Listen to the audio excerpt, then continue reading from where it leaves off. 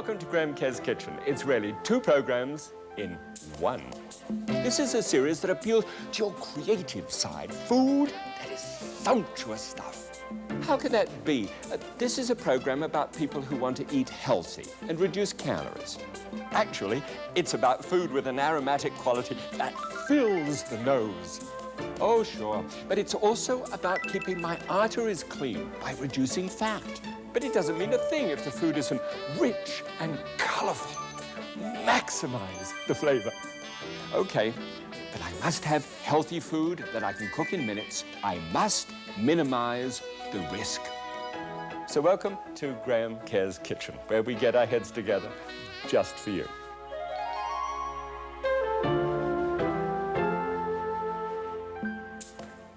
Welcome back. Nearly summer. Look at this. I've got an ice cream. Not just any old ice cream. This is 26 grams of fat in this ice cream. It's been years since I had anything like that. And 60% of calories and fat, actually. So what I thought I'd do would be, in this program, was to do some magic. You see? Put it into the black traditional hat, put the traditional thing over the top, get a spurtle, and... Good. And just lift it up, and look at that. 1 gram of fat and only 4% of calories from fat. Ready for it? Okay. Come on. Drop it. It's actually quite an easy thing. I'm going to do a cranberry pear ice, and it's a water ice, really. In fact, two things. Let me tell you first of all about the frozen whole raspberries. I'm going to do a raspberry water ice very simply with a little gelatin in it, and it's very attractive for children. And you can put a little mint and freshly ground black pepper on it. Yeah, really black pepper if you want to. I'm going to, here, this is the cranberry water ice one, and the pear. I'm going to take some mint leaves here just to be able to give a startling color. And take a pear, nice Bartlett pear, and fan that pear out over the top of a purple puddle, which is made with blackberries. And so that's the puddle there. And I'm going to then do this ice cream, which is just with pears and ginger, and it comes out and looks really neat. It has a most wonderful aroma to it as well. And so little fat, but you compensate for the fat by all these bright notes, and we'll get onto that one a little while later. Ready? Okay, come on.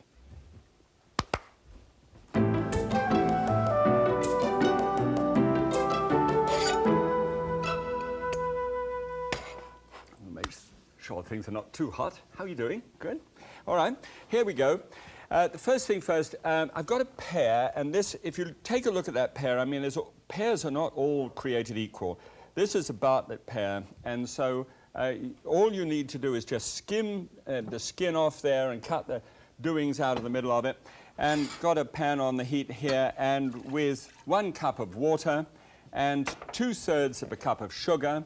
And actually, you know, you can't make a good water ice or good fruit ice without sugar. It's the combination and the right amounts which are very important. So make sure you get those in really done properly. Okay, then here is the debris or debris. I was trying to work out earlier which would be more correct. You know, with my accent, it is debris. No, it isn't. It's debris. I can't remember. It's been so many years. All right. So that's all the shavings off the outside. Anyway, and the core from the inside. Just don't throw that away. Put that in there because I want to get the syrup going beautifully with all of those ingredients. But I'm going to add something more to that as well. And this is where the surprise comes here. Here's the ginger root, which we've been having a look at from time to time. And I'm going to take pieces the same size as a quarter and about 5 pieces like that, and then pass a knife through it so that it chops up fine. I want in a very short space of time, as this is going to come to the boil, let me just make sure it comes to the boil, that this will take all of the ginger out of it so as to be able to give a lilting background to the ice cream itself. And in order to be able to take that fat, you've got to have these strange flavors in there, yet not too much, so that it belts you between the eyes. God, I don't like that. And here, then just bruise 6 leaves of mint. That happens to be spearmint, but regular mint would be. And pop that in and stir that around. Now, I can smell the mint and the ginger here, and it's just lovely. So that's doing well. Now, here is crystallized ginger, just in passing. You take the same root, and it's cooked in sugar until it crystallizes. It's very hot.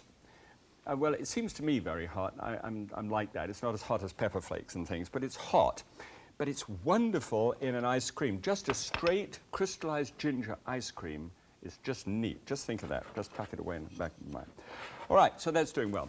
Now let's have a look at the blackberries. Now, the blackberries are going to give us just a large amount of the colouring in here. And what I've got is a pound of blackberries altogether. And those have been squashed through a good stainless steel sieve. And I say good because if you've got, you know, a rough old nylon sieve in some way, it'll do it, but it won't stand up to this kind of pressure for long. And I do lots of things like this.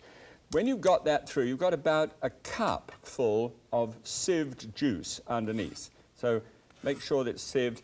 And if you put, I think you could put all the seeds in as well, but get underneath your plate if you've got false teeth. You may not have false teeth, but people who do find that very discouraging. Okay, we'll come back to that in a moment. Here is the pear that has been peeled, you know, that we did before, and we've got 1.5 pounds of these pears. Let me see whether I can just juggle these into the top. I know it doesn't look as if they'll go in, and they might not, but you put these in and leave a couple of pieces of pear behind. The purpose is, of course, because we want to fan out the pear and make it look great on a presentation point of view. So we'll just pop that in. Good. And put the lid on. Now, if you haven't got a processor or a blender, will do, but you might have to add just a little bit of juice to it to make it work. All right, run it. Now, as it's running round like that, get 1 tablespoonful of lemon juice. There's an airlock that happens in this every now and again. 1 tablespoon of airlock, and stop it. Good, wonderful. Now it is a beautiful, I mean, I can't tell you how great pear is. It's got that wonderful smoothness to it. You know when you eat a good ripe pear, how smooth and textured that is. That's why it's so important. All right, let's take this across here and just slosh that pear syrup, well, it's not syrup, but the pear puree into that dish there. All right, now, just give it a little whiz around and mix the pear in with the blackberry. I'm going to show you a little later. We're going to go to the store and have a look at some of the other fruits that can do this, but this is just such a terrific combination. I mean, really lovely combination.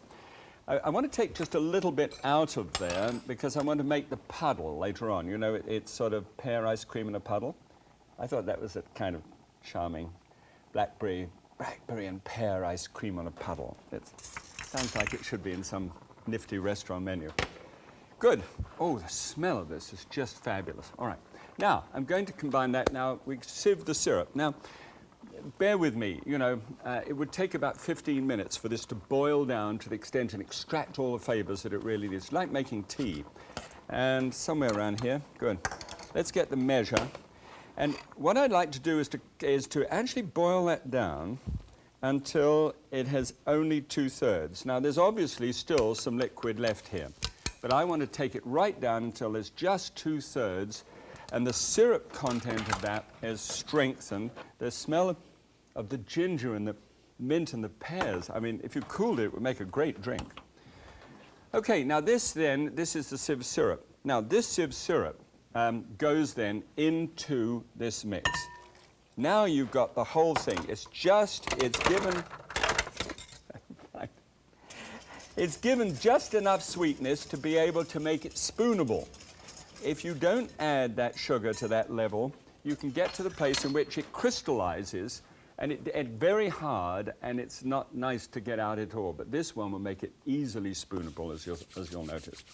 Okay, well, that's good. Now, let's have a look at the other one. This is a Have you seen this in the stores? You know, it's a cranberry, a big sort of bottle of cranberry. I don't know how much this is, 48 fluid ounces. Okay, cranberry and raspberry. And it's a mixture of the two. Now, I got that, and I put 2 sachets, little packets of gelatin, unflavored gelatin, into there, and just heated that up so that it was nicely, so that it would almost set if it was made into a jello. Pour that into the pan, put that into the deep freeze, all right? Now, here's the one that has been put into the deep freeze beforehand. See? Here. This is kind of like Bambi on ice. You know? And isn't it an attractive thing? There's those crystals. So put it on there, and you'll notice I just pulled it out, and I pulled it out of the deep freeze just before we got together today. And so this is easy to cut. It's also nice and warm where I am. I'm draped over here. My tie's going to catch fire any moment. And just make these little squares. The smaller they are, the better. Now, okay. Now what we're going to do is well, we'll leave that for just a second, and I'll do this first. If you're making the pear ice cream, can you switch tracks for a moment? This is the cranberry raspberry. Okay. You can use one of these instruments where you put ice and salt around the outside. It's got an aluminum sleeve in it. Put it on the top of one of these things, and then it does its thing. In 15 minutes, you pour that mix from there into it, and it's done.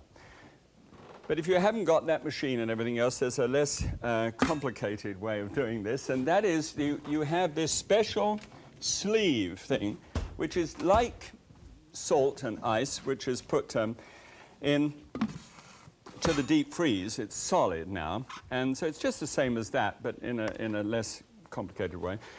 And then you simply take the sieved mix here, well, not sieved mix, but the actual mix that I've made, pour that into the top. Sorry, madam, for not having the time to go. I've got a lady out there who loves me to go round and round with one of these things, but just to let you know I have it. Okay, and then there's a paddle unit on it, which fits down into the thing like this and just goes round, you see, and scratches the stuff off the walls. And then you put the lid on the top. There we go. And then you put the handle on top of that. And the handle fits in a special way. Gosh, I'm a sailor, and you'd never really believe it, would you? And you turn the handle 5 times, all right? And then you set up a timer wherever you are in the house, which calls you back to the job, and say about 5-6 minutes. There's no fetish about that. And then every now and again, when it goes beep like this, you come back and give it another 5 times, over about 20 minutes. And then it's nice and solid and go in the fridge. Okay, let's get back to this stuff.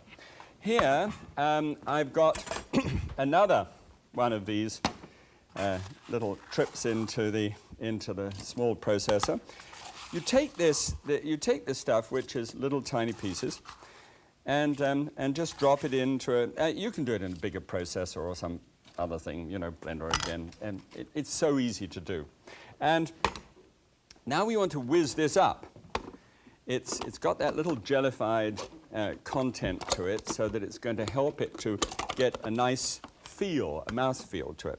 We'll run it for a second. So we just run it round like that, and it comes down into this aerated, fabulous mixture. It's almost like a mousse. All right, fine. Let's have a look, see what it looks like. Look, there. See how mousse-like that is? It's just beautiful. And look, I'll do some more of this and then show you how that actually gets in the mold. Let's go to the supermarket and look at some of the other fruits which go so well together and make great fruit ices like this. Okay, over to you, oh great one. Well, thank you, Ofendi. All right, now, when you're in the fruit department, there's something special that can happen here, because you see, I'm hoping that what I do with you is to get you excited about the idea of making fruit ices. Well, when you're standing around here, think of it in this term. Think of things in their fruit content and their acid content. For example, a pineapple is really quite sweet, especially if it's nice and ripe like this one is here. And lime is very acid, obviously. So you put lime and pineapple together, as an example. This one that we're doing at the moment, either the d'Anjou pear or the Bosque pear or a Bartlett pear, blackberries or raspberries, and that shade of ginger just moving into it. Just terrific stuff. How about this one? This is the nashi. This is, they always come in this funny little thing to protect them. This is a Japanese pear, and this is actually, just to cut through and show you, you see how crisp and white that is? It's a wonderful looking flesh and very little seeds in the middle. This makes wonderful. Imagine this with the acidity of the strawberry and this bland sweetness of that pear together. Just terrific. Banana, obviously, very high in sugar, and a kiwi fruit you must by now have seen into here. Such a surprise. That beautiful green. So this melting, buttery, yellowy, beautiful, with just tinges of the green with a little flecks of seed through it. Wonderful stuff. And then finally, although you had to add some sugar to it because it's very low in sugar, the avocado. And the avocado and lemon together go very nicely, but then you add sugar to that as well, and you can get a fruit ice which is quite remarkable. So try and look at the fruit in that kind of way. Try and look at it as sweet and sour, and put the two together, and then throw in a little bit of ginger or nutmeg or something, of cinnamon, just the things that you like, all right? Make it great, all right? Back to you, Graham. Isn't that great? You know, with wonderful flavors, just terrific. Now, here's the one that we were just doing, just whizzing through the machine. And I've got it all gone through there now. What you do is you take some frozen raspberries, cup and a half of frozen raspberries, and lay there in the bottom of a mold like that. In the same sort of mold that you'd make a meatloaf in, well washed out.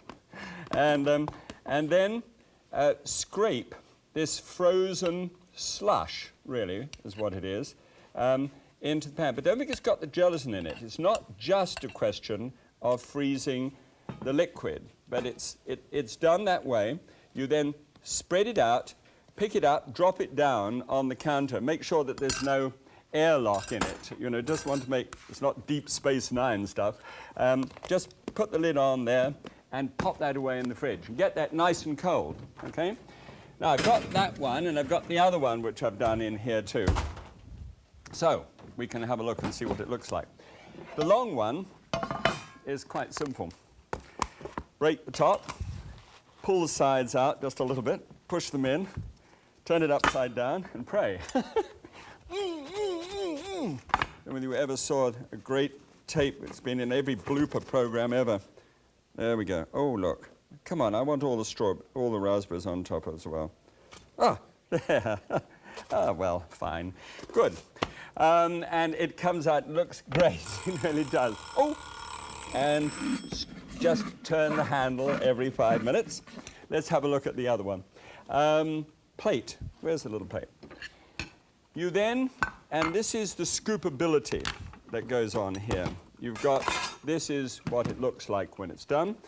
I've got to take one little pear here and just simply slice the pear thinly through, get a nice piece of greenery, a spoonful of to make the puddle, all right, just there on the dish, just spread the puddle out. Put the fresh pear on the top, like that, and come on, push it a bit. Go on. And just push it out like that so that it spreads out as a fan. Spread out. Be a fan. Go on. That's nice. All right. And then get a spoonful, where is it? One of these little scoops, and a spoonful of the ice cream on there, and another one. You can actually run with 3 scoops of this one. It's so good. Doesn't that look neat? Okay?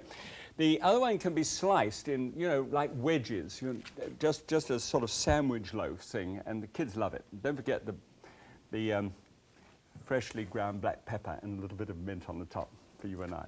Okay, come and look. Remember, the whole concept of this is so that you can build something complex and creative. Now, this is complex and creative, lots of fat on it. That's classic, you know, a good raspberry ice cream with lots of cream in it. And I know it's delicious, and I'm not knocking it. Okay, let's have a look at the numbers. If you had that ice cream, it would be 389 calories, the classic. This one just tips the scales at 207, so we've got quite a drop. In fact, that was the 26 grams I mentioned earlier, 1 gram in this one.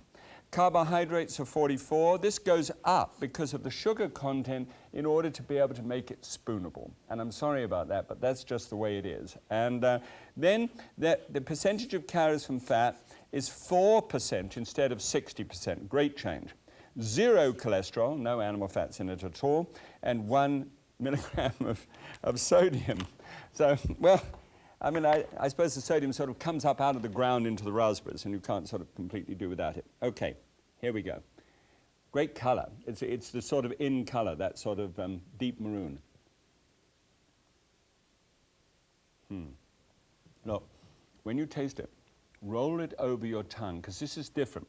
And what you're going to sense, you'll sense the creaminess of it, because it's really the mouthfeel of the pear, which is so smooth, it'll get to you, and then you immediately feel the black currants, the blackberries, and then that hint of ginger, and just a tang of mint on the side. Boy, I'll tell you, when you get into making fruit ices like this, it's just a real winner as a springboarder. Don't forget to springboard.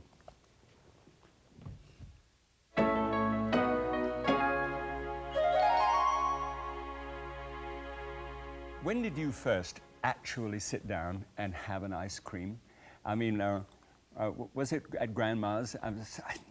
Most people seem to remember Grandma and a scrubbed wooden top in a farmhouse kind of situation, and maybe shortcake or strawberries and ice cream. And it's way back, 2 or 3 years of age. I don't know whether you have anything like that. It was a bit different for me, because I didn't eat ice cream until after the war was over in England, and I got awfully sick on the beach at Brighton because I ate too many all at once. But anyway, we won't talk about that. But they are memories, and it's about that I want to talk to you now, because, we've got velvet memories, the memories that we like to take out and stroke. They feel so good. It's the real ice cream. It's a really good example of that one. And we like it. We really like it. But do you know something? It has a problem, because velvet memories are comprised of things which I call below the line. A little while ago we looked at things which were above the line in cookery, and those were called bright notes, and now we're going to look below the line in cooking, which are called velvet memories. So think of some fats, and think of the intensity of the fat. Fish oil is fat, but that's very light. Lard is quite light, but it's getting a little harder. Butter is a little bit harder still. Coconut now is, when you start thinking about coconut in terms of fat, it's really, the character of it is so strong. In salts, I could start with something as light as mustard, and I could go with something as salty as soy sauce. And I go to sort of -1 and to -4 according to intensity, with -10 being maxed. But in sugars, I would start with things like fruit juices, like we did here, and I'd wind up with something like chocolate. Now, the big thing is to trade off. When you're actually doing dishes like this, what you do is you say to yourself, instead of all the fat and all of the sugar, I'm going to put a little ginger into that to sort of perk it up a bit above the line. I might put some mint in as well to be able to help it. And instead of the mouth round fullness that comes from the fat here in intensity, I'm going to put pear in there, which has the texture which helps me to be able to develop it. So it's a trade-off. Anything that is below the line here is a velvet memory, and is probably likely to trap us into something either fatty, salty, or sugary, because we associate it with some great memories when we were very young. Trade your memories for some new experiences above the line with these mints and gingers and pears and fresh fruits. Makes a tremendous difference. Well, there we go. Oh, I can do that in a moment and get some nice fresh stuff right out of it. It's such a neat idea, and summers are coming. Let's hope it's a better summer this year. All right, till next week, God bless. Have fun.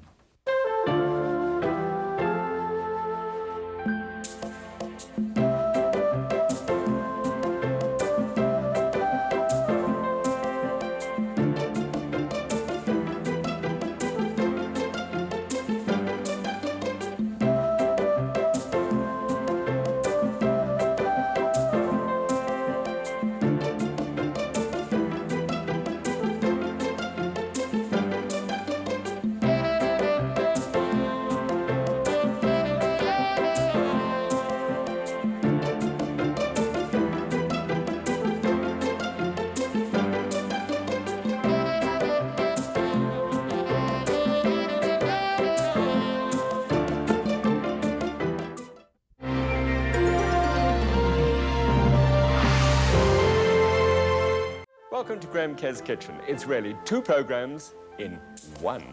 This is a series that appeals to your creative side. Food that is sumptuous stuff. How could that be? This is a program about people who want to eat healthy and reduce calories. Actually, it's about food with an aromatic quality that fills the nose. Oh, sure. But it's also about keeping my arteries clean by reducing fat. But it doesn't mean a thing if the food isn't rich and colorful. Maximize the flavor. Okay, but I must have healthy food that I can cook in minutes. I must minimize the risk. So welcome to Graham Kerr's Kitchen, where we get our heads together just for you.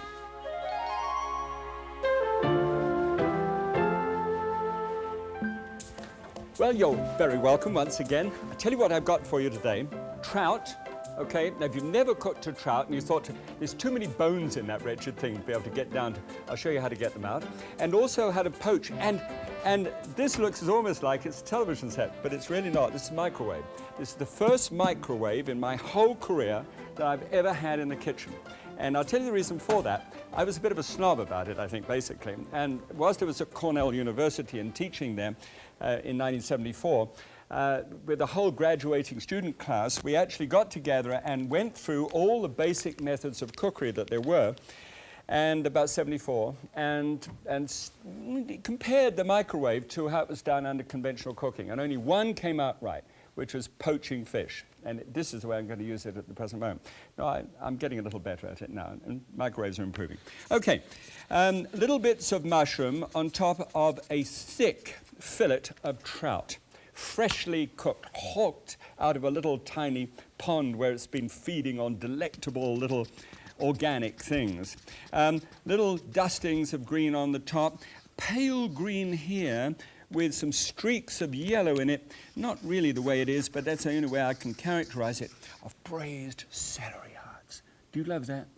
A braised celery heart, which is done in the fish stock to carry the same flavor. A pilaf of rice on the side, also with the same flavor migrating across there. And to cap it all off, a buttery yellow sauce that for all the world you say, Graham, you've gone crazy. It's swimming in butter, which of course it isn't. It's going to swim in saffron instead. All right? Interested?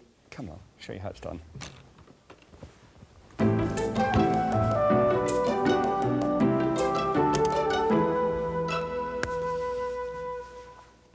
Do you remember Dr. Kildare? I seem to remember it. It was terrific. We used to wait in bated breath to be able to see the program. And I would always be able to whistle the theme from Dr. Kildare whenever I was doing anything like this. You know, I don't even know how it goes anymore. If you know how it goes, whistle it for me. Here is a nice little 12-ounce trout here. And if you're a good angler, easy to catch. I'm going angling a little out. Well, later you have a look at that. Here is the head on the top. We don't need the head in this particular dish. Some people like the whole fish broiled head on. It's just one of those things. But in this case, we're going to have the head off. Just cut through the shoulder and remove that. Sorry, and then, isn't that a sexist remark? Sorry, old chap. You know, sorry, madam.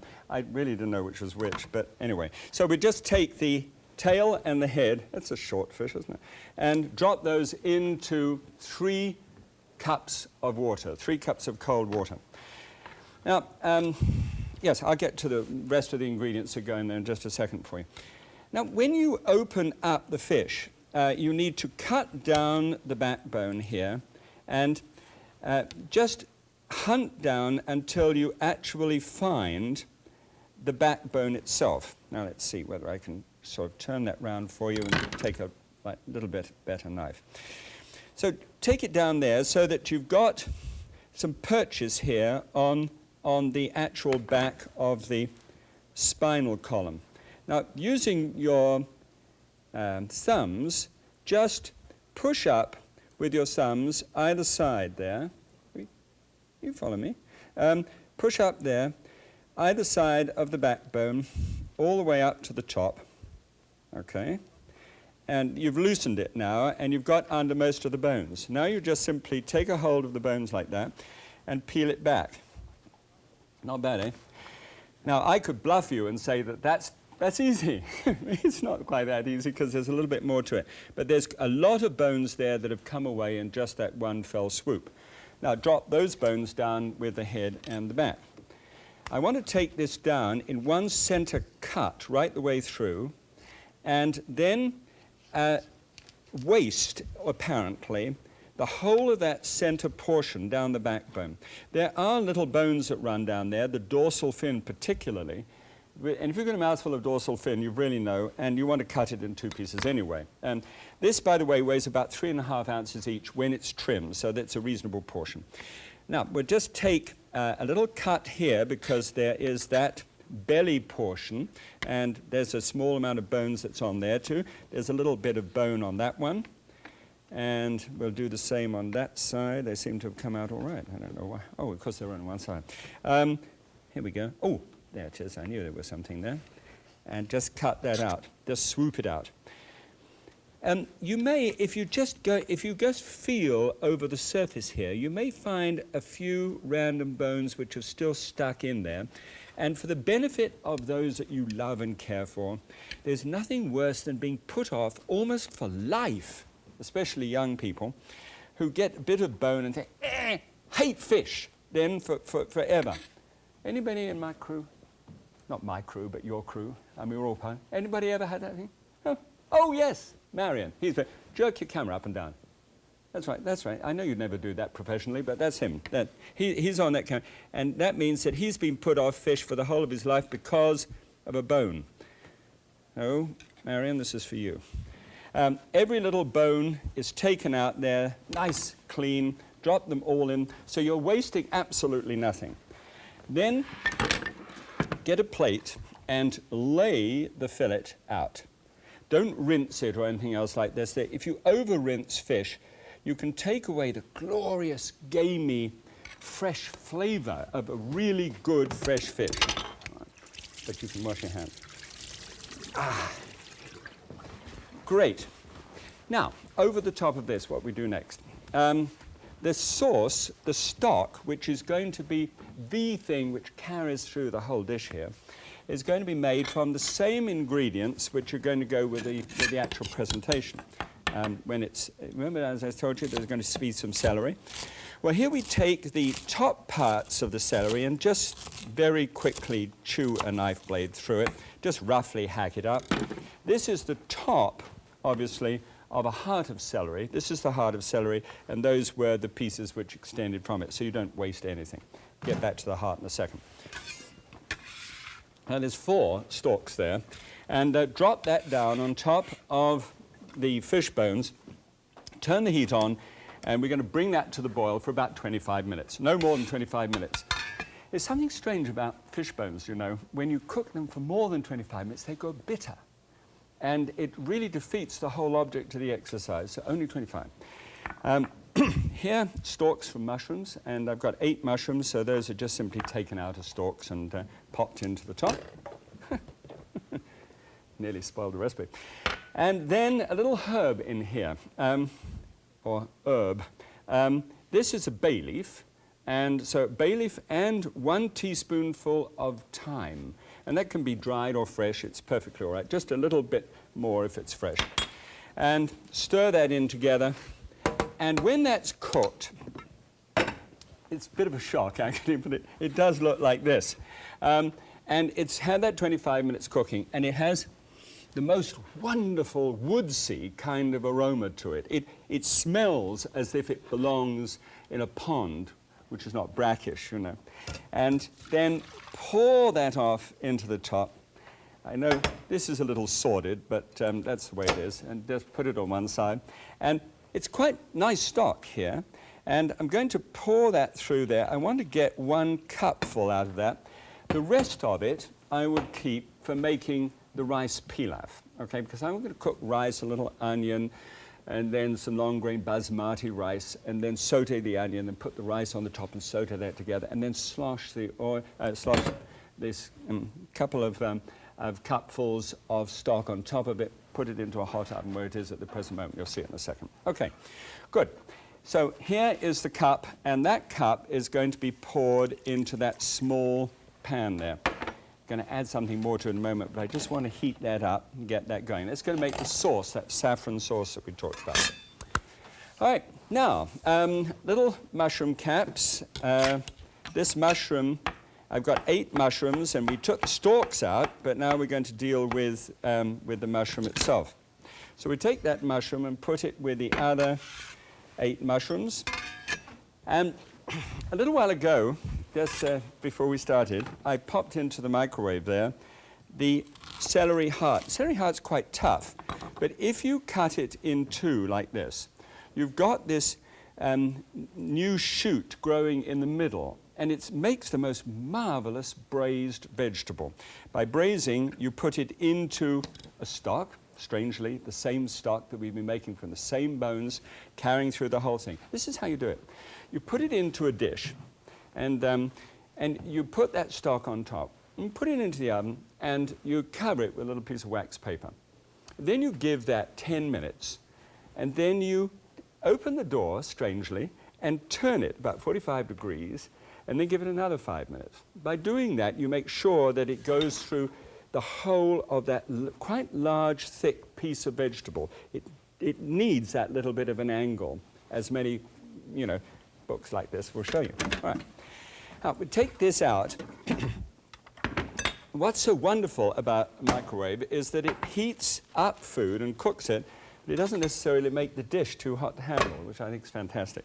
So you then take the celery heart out and pop that on a plate by the side, put a dish over the top of it to keep it warm, and now what have you got? Celery reinforcing the stock which came from there, okay?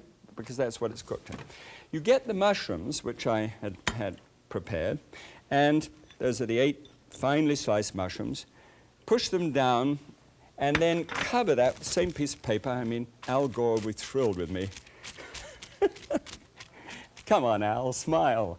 And so this, then, we'll just open the door and pop this in. Now, these only take 3 minutes.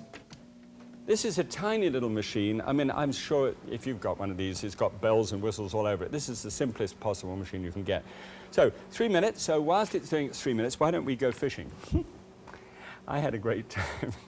Okay, come with me. We'll go to a sylvan scene and throw in a little tiny piece of dog food on the end. I'm sure that was the problem. And throw it in and try and catch ourselves a trout. Clearly, this is a program about trout, and we know that already. But this is something more than just fishing, This has got a lot to do with what Dean Ornish is saying about putting 3 things together. The kind of food that you eat, the kind of exercise you take, and the kind of rest that you have. This is the rest side. This is hardly exercise unless something big bites out here at the present moment. This is a trout farm. Now, trout farms, and the whole principle of trout farms is where you can come and borrow their rod, their reel, and their fish, and if you catch one, it's weighed up, and you pay a certain amount according to how large the fish is that you caught. So if you really want to boast, you're going to have to pay for it.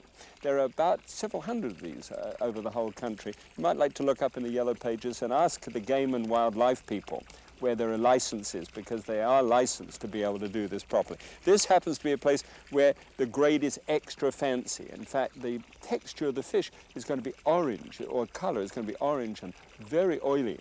And that beautiful flavor, much better than you'd get from a regular trout farm. So I'm going to sit here and dangle this, and who knows, we may be able to see something interesting happen. What's that? Is it a pike? What do you think? Is that a pike? Look what we've got. Oh, well, there we go. When all else fails, use your tie. As I said, this can be a very relaxing process. We've been here for quite some time, and it's been exciting. I'm told there are several hundred fish down there, and they won. Back to you, Cook. I mean, I should have had my son Andy. I mean, he would have caught a turbot out of that same thing. I just don't know. I'm just not qualified to be able to fish that. I can cut them up, but not catch them. All right, let's see what we're doing. We'll get this. This is just finished with the 3 minutes, and we should be able to take it out with the hand. That's right. And here we've got an interesting thing that happens. The mushrooms obviously have given up a certain amount of the ghost in the flavor department there. But I want to just pull up the fish and dump the mushrooms on top of the fish. Now you see that the color of the stock has actually changed. That's because the mushrooms have given their flavor to it. Now distribute these evenly and attractively over the top. And they're fairly hot, but they're not too bad. Okay. And then take that juice, and with this little stock thing there, you do that later. Ah, dear. Who says that fishing is the only thing I don't do? And pour that on top. Now you've really got a dish swimming. You poke the fish down so that it's all completely under, and you take 4 ounces of peeled shrimp, peeled baby shrimp, and you distribute those over the top. Doesn't that look nice? Doesn't that look nice? And then a tablespoonful of dill, of fresh dill, scattered over the top, and a little bit of freshly ground white pepper, always freshly ground, and just a dab of the salt over the top. Great. Open the door once again. And don't forget the paper. Paper flush down on top. Press it down so that this is a waxed paper. And the seam, when it comes up under it, you see, and really gets in there and does a wonderful job.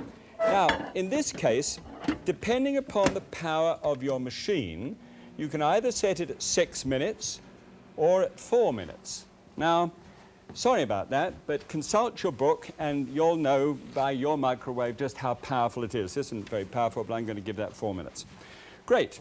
Now let's have a look at the sauce, because this is the most important part of this dish. What we do is we simply take a little arrowroot and the water here, and we put 1 tablespoonful of water on top of the arrowroot. What's the time I got? Oh, I think we're entitled to some magic. Would you mind some magic? I mean, there are times when I just thought 4 minutes. Gosh, that's going to run into the next program.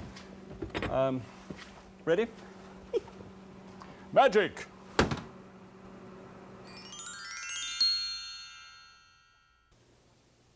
Nothing, absolutely nothing like magic. It's now 6 minutes, and push the button, and on we go. What you do when it's absolutely ready, and just take it out, have a good look, make sure that the protein is coagulated properly, and it's lovely and white and plump and beautiful. Then take a small piece of muslin like this, little tiny saucepan, and then hold on to the fish as you tilt it, but tilt the sauce from the pan, because it's full of fish now and it's really perfect.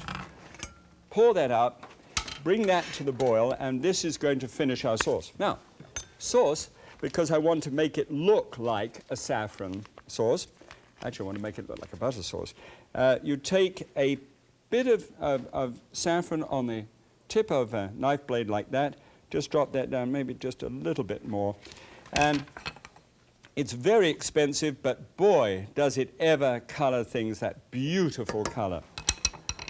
Raise the heat, and here you remember I was just stirring this, which is the little arrowroot mixed up with some water, and draw it from the side of the stove, pour that in on the top, and there's about a cup there to a tablespoonful, and that should be as thick as it should be, because it's got to have the texture like butter.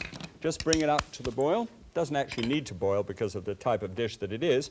But let's have a look and see how all of this can come together. You could serve that, if you like, straight up as a dish, or you can take a nice fillet out of the 4 that you have, lay it out onto the dish, take a beautiful piece of braised celery, pop it on the side, roar over to your oven where you've got the pilaf all done, as we described a little earlier, and it's in the book, by the way.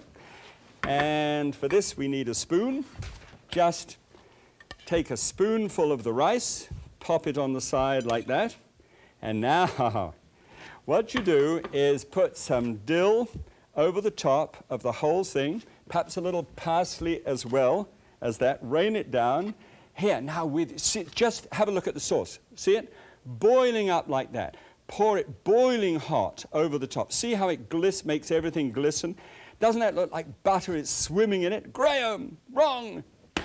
Right. Yeah, I'll show you how much fat there is in that one. Come on through. Now, the actual classic to compare this, I just did this dish years ago. Loads of butter on it. Very nice, but let me show you what the numbers are when you compare them.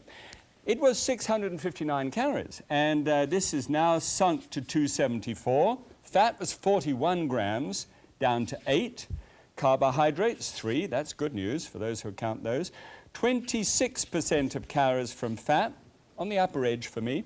137 in cholesterol, which is good, and only 318 for sodium. And look at the sodium in that original one. Boy, I was into Ariel top dressing in those days. Now, you don't really need a fork, a knife for this, but it is, look at the butteriness of it. And the smell, it's really like a forest. Oh, that's so succulent. It's all down my chin. Great idea. Do try it, please.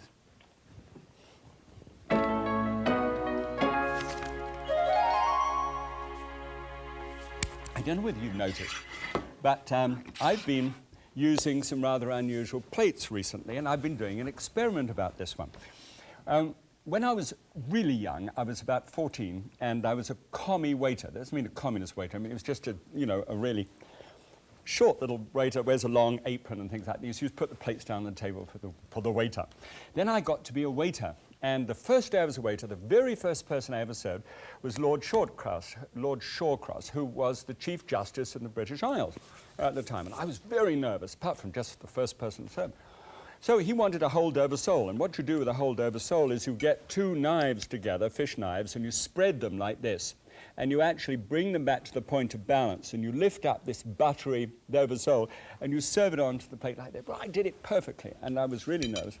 And the only trouble was that I put it right onto the tablecloth, because I didn't put the plate down first, which is, and he looked up at me, marvelous man. He said, "Do you think I could have a plate?" But it was typical British understanding, and which serves this purpose.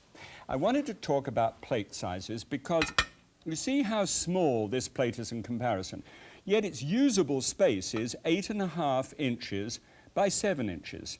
Now this much larger plate, isn't that amazing? 8.5 by 8.5 inches. It's 1.5 inches more space. Do you know something? When you are used to serving food on a particular size of plate, you can actually cut the amount of food, the actual portion size on the food. You don't want anybody else to hear this, but this is just for you and me. By 20%. You can actually drop it down. You know nowadays that you and I have been talking a lot about taking the meat portion, where it used to be 6 ounces, maybe, or 4 ounces, and dropping it down to 2 ounces. Now the plate volume has a great deal to say for this. I chose this plate. Now I'm unashamedly trying to promote the idea of a plate. Notice this plate is almost like a bowl. It comes up around the top. It doesn't flatten out, but it is longer this way than this way, so that it has a sort of almost oval look to it. If I hold it up before you like that, you can see how it goes up at the edges. I call that the smiler. See, when you smile like this. So that's the smiler. Now, what happens is when you've got pasta or a dish with more juice in it than normal, and that's the kind of food that we're doing, and broths and things, you can actually cook and put the broth on there without it spilling out all over the table. So please look for these. Say to somebody, "Give me a smiler." I want that kind of plate. All right, for the family. God bless. Well, and of course it's time to wash up. God bless, see you next week.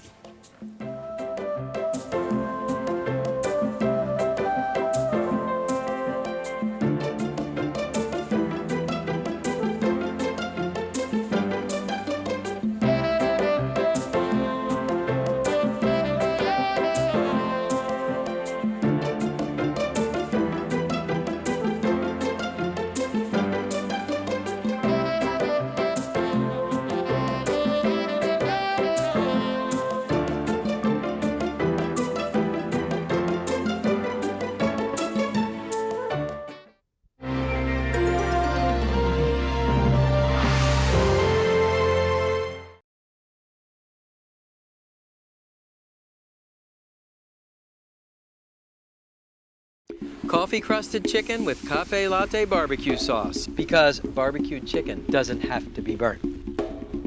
Cinnamon chipotle brine chicken. This one may contain a lot of ingredients, but it's really simple to make. And spatchcock game hens with basil marinade. That basil has such a great fresh smell. When bird meets grill, everyone eats well.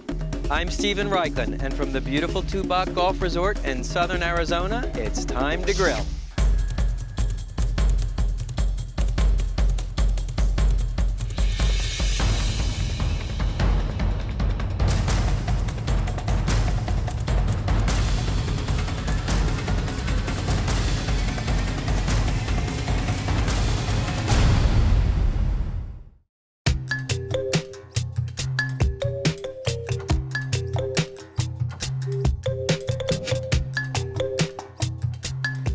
When I was growing up, barbecue meant chicken marinated in sweet barbecue sauce, grilled burnt black on the outside, still raw in the center, and perfumed with essence of lighter fluid.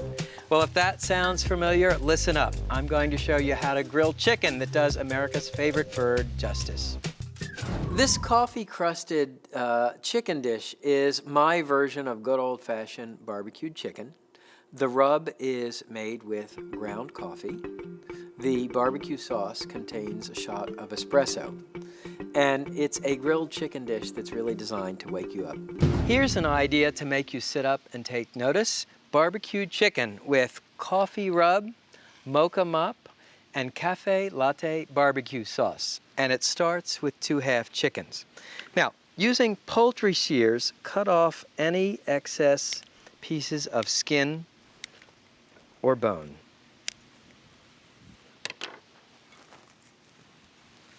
Next, make the rub.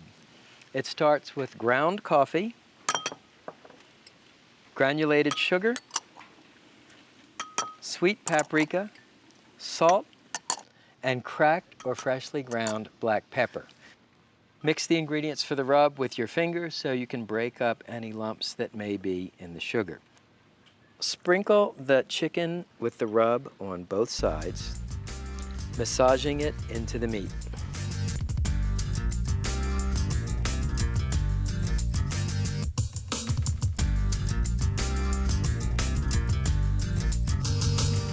You can certainly cook the chicken right away, but it will have even more flavor if you let it marinate in the refrigerator for 4 to 6 hours.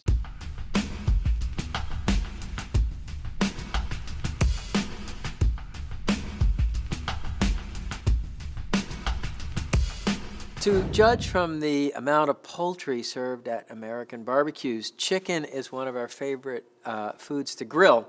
And to judge from the amount of burnt chicken or uncooked chicken served at American barbecues, it's one of the dishes we need the most help with. To achieve that authentic smoke flavor, it's best to cook the chicken on a charcoal grill. Best way to light charcoal is in a chimney starter, natural lump charcoal in the top, and either a piece of crumpled newspaper or a paraffin fire starter in the bottom. Advantage of the chimney, it funnels the heat upwards so the coals light uniformly. Now we want to set up the grill for classic indirect grilling.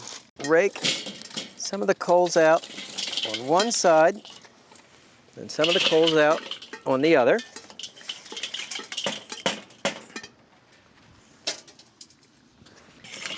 Push the coals so the grill is open in the center. place a drip pan between the mound of coals. And this is as much to help you set up the fire for proper indirect grilling as it is to catch the drippings from the chicken. Okay, place the grill grate on top, take the chicken and arrange it on the grate away from the heat over the drip pan.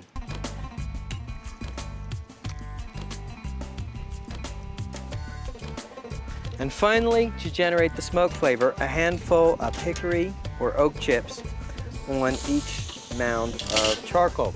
I've soaked the chips in coffee to keep up with our coffee theme. Soaking the chips enables them to smolder rather than catch fire. Now, let me talk about the method I'm using here a minute. I call this smoke roasting. I actually prefer smoke roasting the chicken at a moderate temperature at 350 degrees to the traditional low and slow barbecue. True, barbecue gives you very moist, succulent chicken, but you know what? The skin comes out leathery. And for me, the best part of the chicken is crackling, crisp skin. Simply cover the grill, and is this right? No. You want the vent holes in the center so the smoke is drawn evenly over the bird, and adjust this top vent so you achieve a temperature of about 350 degrees. On a chicken this size, cooking time will be about an hour and a quarter.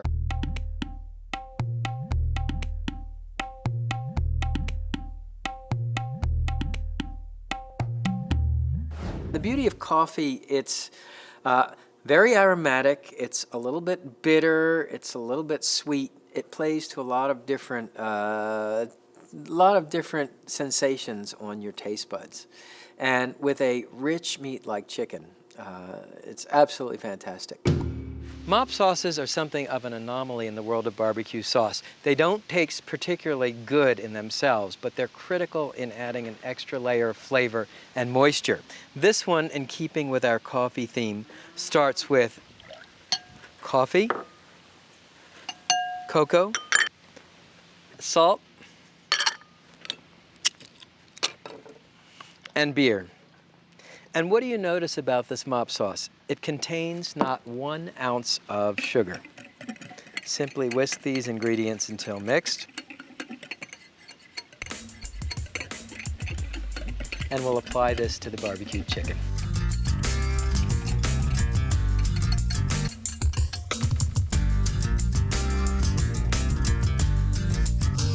So it's been about 45 minutes, and you can start mopping the chicken.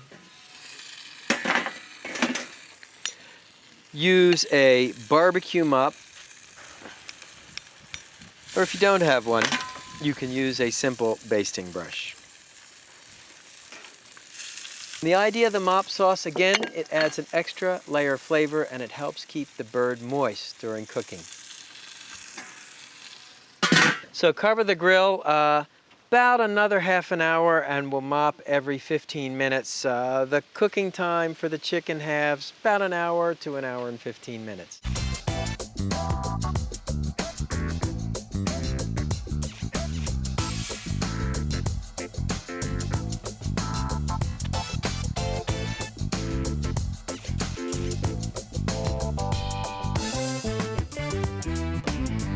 So what about that barbecue sauce? Well, I only mention it at the end because many chickens have been doomed by putting the sauce on too early. This is a cafe latte barbecue sauce. The recipe is on the website, and I brush it on the last 2 minutes of cooking. Then turn the chicken and place it directly over the fire to sizzle the sauce into the skin. See, if you put the sauce on too early, the sugar will burn before the chicken is completely cooked.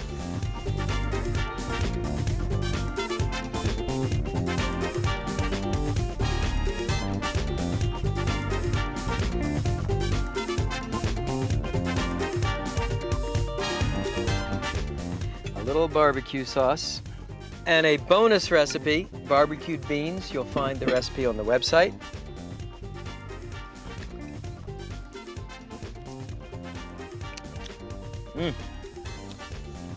This sure isn't like the barbecue chicken I grew up on.